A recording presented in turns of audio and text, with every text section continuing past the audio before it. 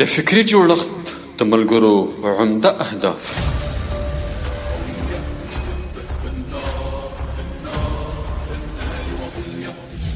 مونږ به د مسلمانانو بچي داسې وروزو چې د حي علی الفلاح په غږ سره به جوماتونه ډک کړي.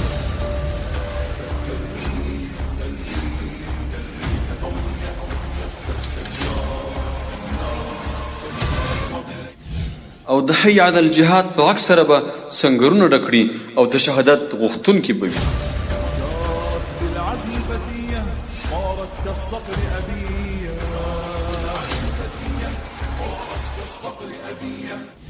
د نړۍ په هر ګوټ کې چې مسلمان وي هغه به خپل ورور ګڼي، په خوښۍ به یې خوښ او په غم به یې غمجن وي.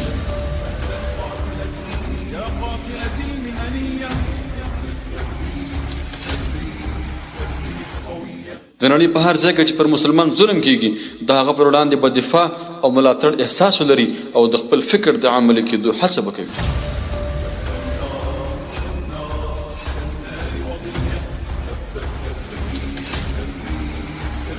په پوره احتیاط به ګام پورته کوي، پر کلکې اسلامي عقیدې او ټکنالوژۍ سمبال ملت به رامنځته کوي.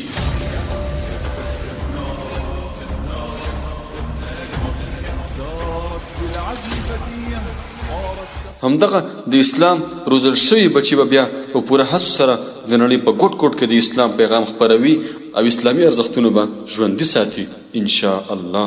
لیکنه IKE.